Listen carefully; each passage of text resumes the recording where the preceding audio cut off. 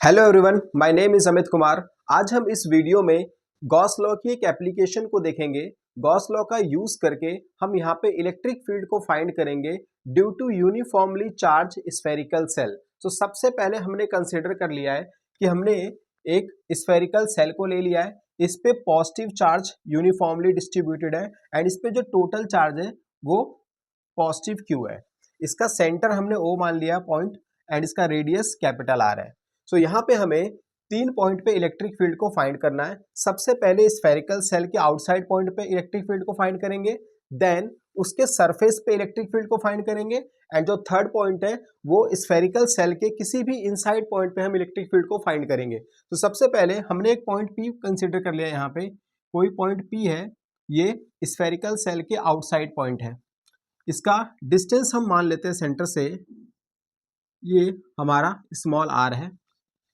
अगर हमें यहाँ पे इलेक्ट्रिक फील्ड को फाइंड करना है तो हमें इस पॉइंट पी को एक क्लोज सरफेस के अंदर एनक्लोज करना पड़ेगा, तभी हम यहाँ पे गॉस लॉ का अप्लाई कर सकते हैं। तो सबसे पहले यहाँ पे एक हम गॉसियन सरफेस के अंदर इस पॉइंट पी को एनक्लोज कर लेते हैं।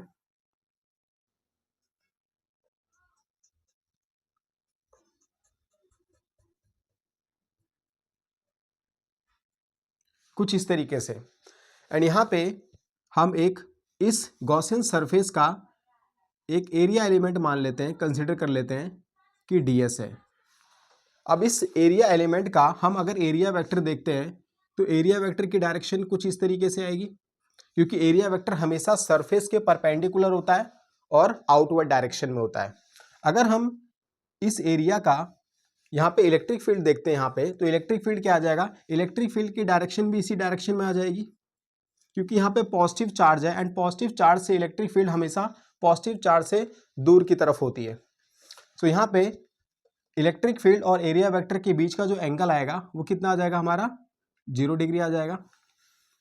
अभी हम यहाँ पे गॉस लॉ को अप्लाई करते हैं।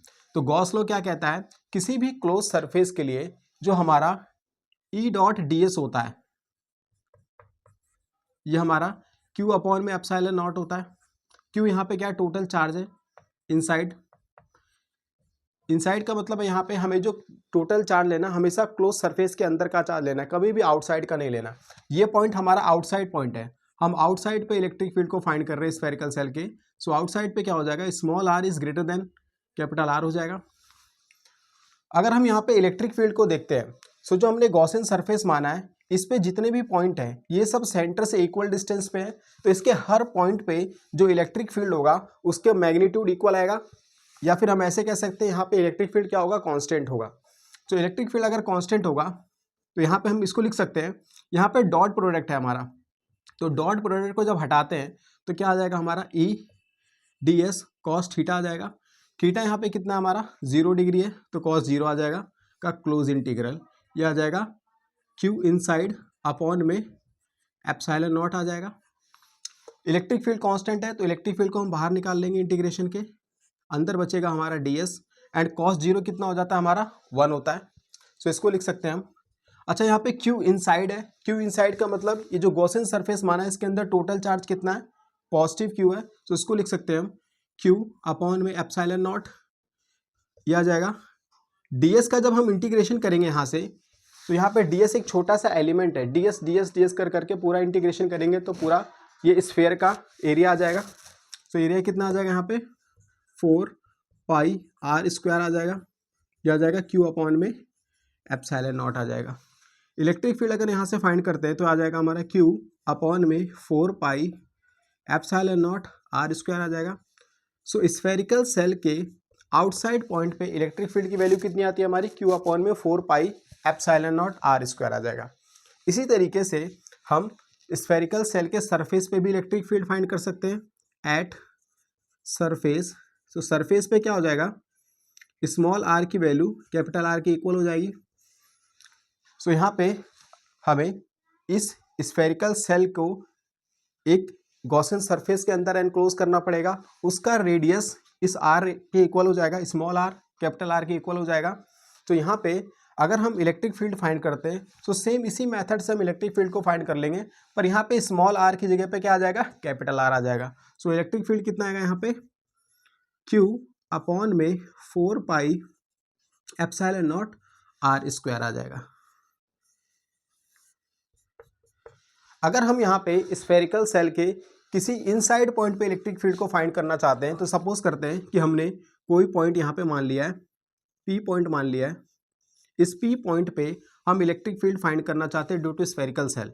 तो इसको क्या करना पड़ेगा, हमें गॉसियन सरफेस के अंदर एनक्लोज करना पड़ेगा। हमने गॉसियन सरफेस मान लिया है एंड इसका जो रेडियस है वो स्मॉल आर मान लेते हैं। सो एट इनसाइड पॉइंट पे अगर हम देखते हैं तो इनसाइड पे क्या हो जाएगा, ई डॉट डी एस का क्लोज इंटीग्रल ये आ जाएगा हमारा क्यू इनसाइड अपॉन में एप्सिलॉन नॉट ये आ जाएगा। अगर हम इनसाइड पॉइंट का जो हमने गॉसियन सरफेस माना है यहाँ पे देखते हैं तो इसके अंदर जो टोटल चार्ज एनक्लोज है वो कितना है, 0 है। अगर टोटल चार्ज एनक्लोज ही 0 हो जाएगा तो यहाँ पे इलेक्ट्रिक फील्ड कितना आ जाएगा, 0 आ जाएगा, क्योंकि यहाँ पे इलेक्ट्रिक फील्ड जो चार्ज की वजह से आ रहा है एंड इस सरफेस के अंदर कोई भी चार्ज नहीं है। जो भी चार्ज है वो स्फेरिकल सेल के सरफेस पे, उसके इनसाइड में कोई चार्ज नहीं है, तो यहाँ पे इलेक्ट्रिक फील्ड कितना आ जाएगा, 0 आ जाएगा। तो स्फेरिकल सेल के इनसाइड पॉइंट पे अगर हम कहीं भी देखते हैं तो इलेक्ट्रिक फील्ड हमारा कितना आता है, 0 आता है। अगर हम यहाँ पे ग्राफ बनाते हैं तीनों पॉइंट का, आउटसाइड पॉइंट का, सरफेस का और इनसाइड का, तो कुछ इस तरीके का ग्राफ बनेगा।